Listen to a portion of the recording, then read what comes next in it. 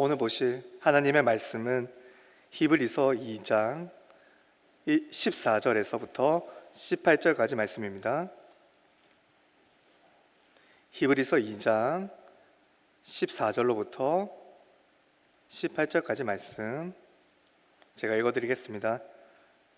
자녀들은 혈과 육에 속하였음에 그도 또한 같은 모양으로 혈과 육을 함께 지니심은 죽음을 통하여 죽음의 세력을 잡은 자 곧 마귀를 멸하시며 또 죽기를 무서워함으로 한평생 매여 종노릇하는 모든 자들을 놓아주려 하심이니 이는 확실히 천사들을 붙들어 주려 하심이 아니요 오직 아브라함의 자손을 붙들어 주려 하심이라. 그러므로 그가 범사의 형제들과 같이 되심이 마땅하도다. 이는 하나님의 일에 자비하고 신실한 대제사장이 되어 백성의 죄를 속량하려 하심이라. 그가 시험을 받아 고난을 당하셨은즉 시험 받는 자들을 능히 도우실 수 있느니라. 아멘. 오늘 본문은요, 죽음의 공포에 매여 있는 성도들에게 우리와 같은 혈과 육을 입고 죽음의 심장부로 진격하신 예수 그리스도의 승리를 선포하고 있습니다. 여러분, 하나님이 인간이 되신 것은 단순한 방문이 아닙니다. 우리를 향한 적극적인 사랑이죠. 그 아가페 사랑의 형태는 사랑하는 대상이 처한 비극의 자리에 자신을 밀어넣는 헌신의 방법이었습니다. 예수님은 멀리서 구호품을 던지신 것이 아니라 우리가 갇힌 죽음이라는 감옥의 문을 부수기 위해 스스로 제수의 옷, 육신을 입고 세상 속으로 들어오셨습니다. 오늘 본문은요, 예수님이 어떻게 죽음의 세력을 잡은 자, 곧 마귀를 멸하셨는지, 그리고 그 승리가 오늘 우리의 비루한 일상에 어떤 의미를 주는지를 증언해 주고 있습니다. 본문 속으로 들어가 보겠습니다. 14절, 15절을 다시 보십시오. 함께 읽겠습니다. 시작. 자녀들은 혈과 육에 속하였음에 그도 또한 같은 모양으로 혈과 육을 함께 지니심은 죽음을 통하여 죽음의 세력을 잡은 자 곧 마귀를 멸하시며 또 죽기를 무서워함으로 한평생 매여 종노릇하는 모든 자들을 놓아주려 하심이니. 아멘. 여러분, 먼저 우리는 우리를 집어삼키려고 하는 원수들을 제대로 알아야 합니다.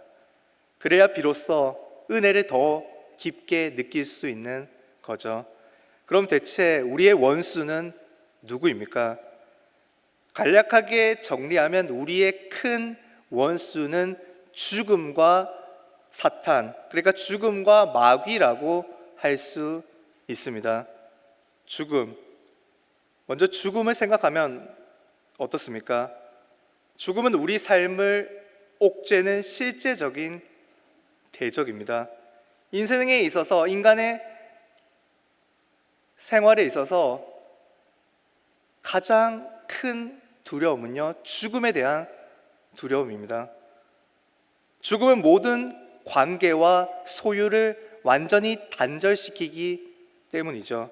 모든 인간이 마주해야 할 냉혹한 현실이 바로 죽음입니다.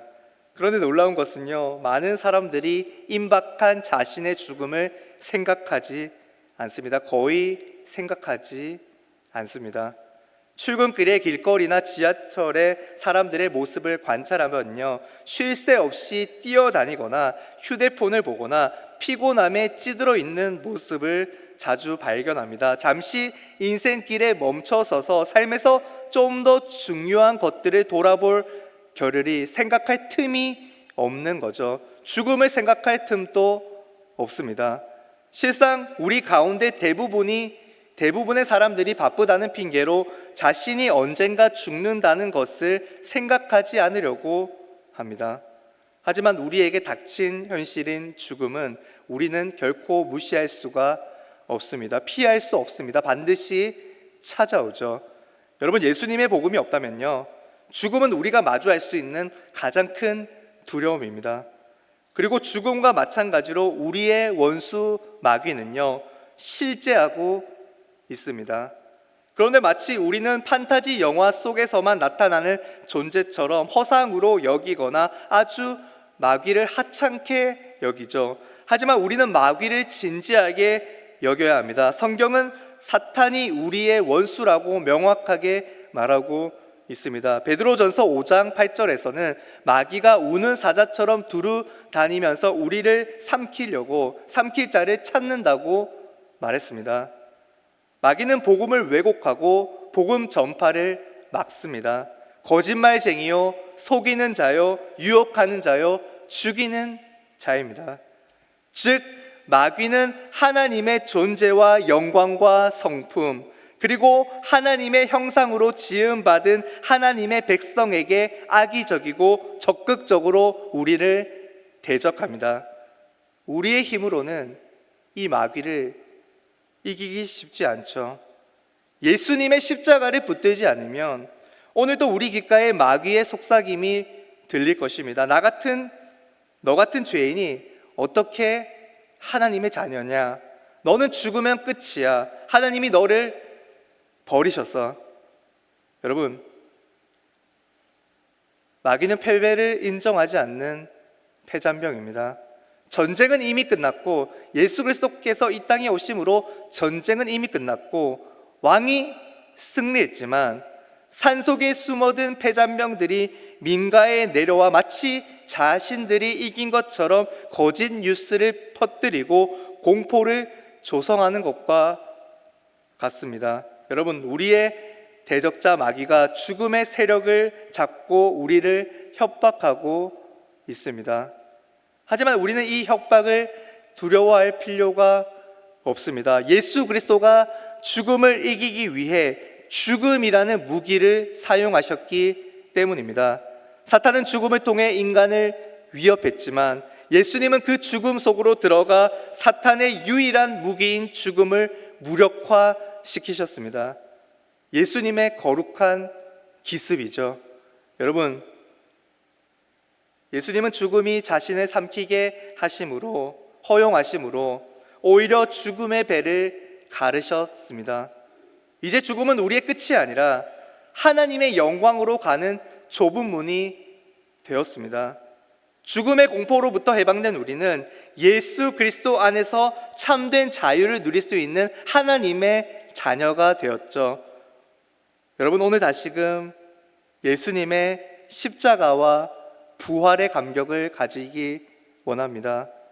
예수님이 죽은 자 가운데서 다시 살아나심으로 죽음을 이기시며 이를 통해 예수님을 믿는 모든 신자들에게, 모든 하나님의 백성들에게 부활 소망을 주십니다.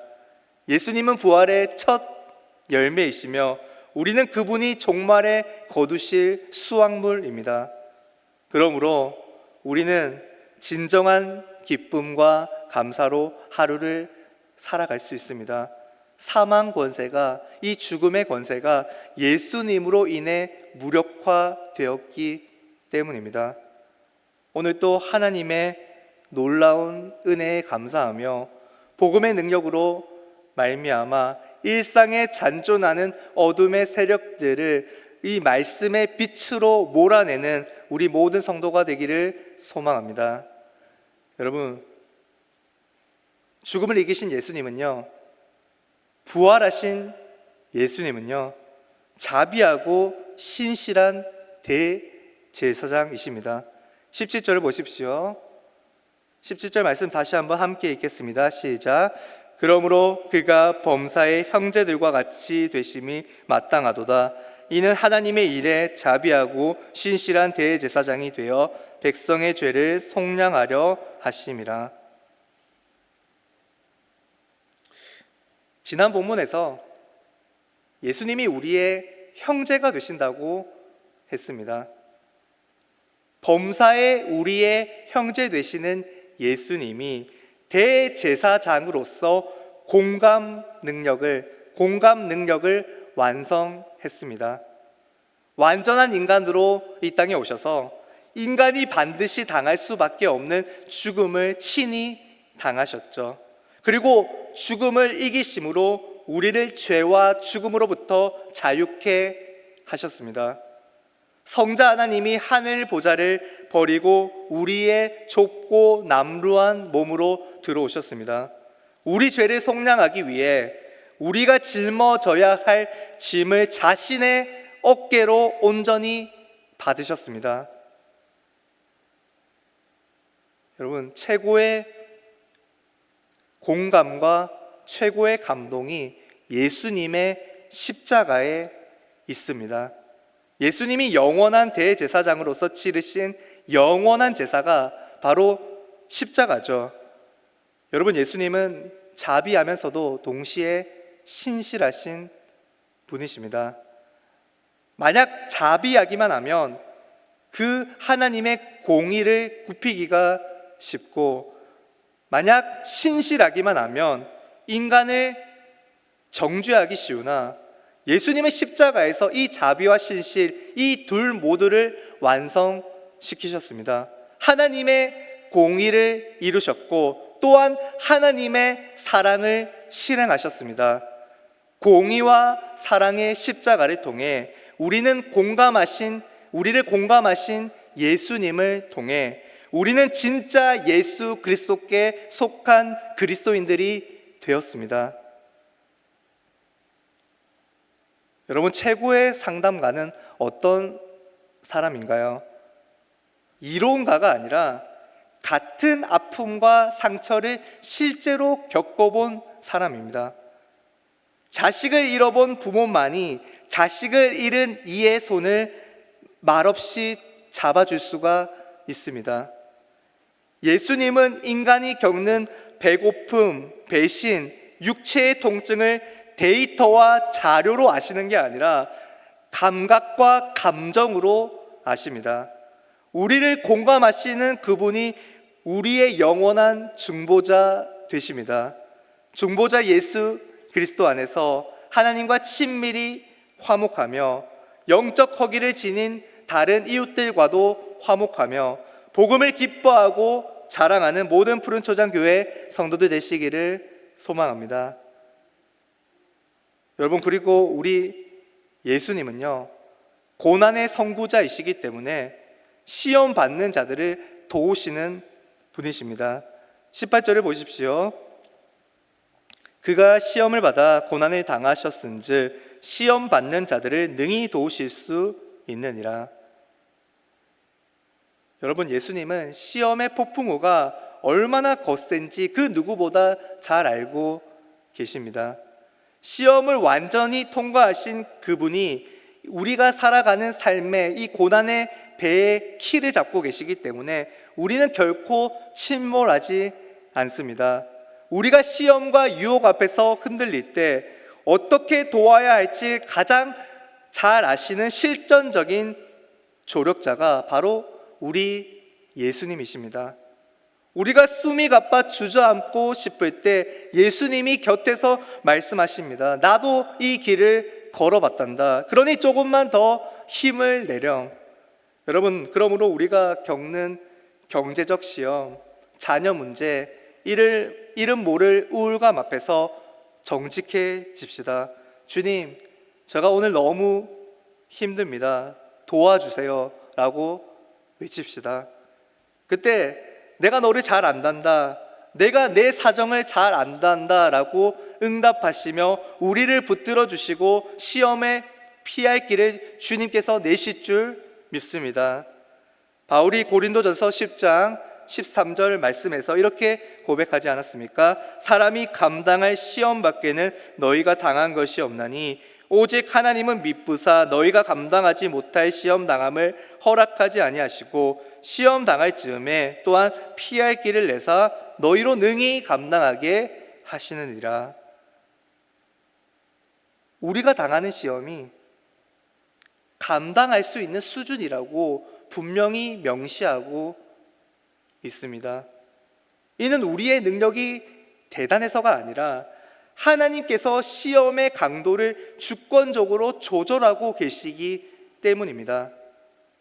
여러분, 하나님께서는 당신의 자녀들을 시험의 용광로 속에 무책임하게 던져두시는 분이 아니십니다. 상황이 나빠질 때 그 상황을 묵상하지 말고 하나님의 성품, 자비로우시고 신실하시고 우리를 책임져 주시는 하나님의 성품을 묵상합시다. 미쁘신 하나님은, 신실하신 하나님은 오늘 또 언제나 선하신 방향으로 우리 삶을 이끌고 계심을 믿습니다. 하나님이 허락하신 피할 길은요, 기도의 자리일 수도 있고 누군가의 도움일 수도 있고 말씀을 통한 위로일 수도 있습니다.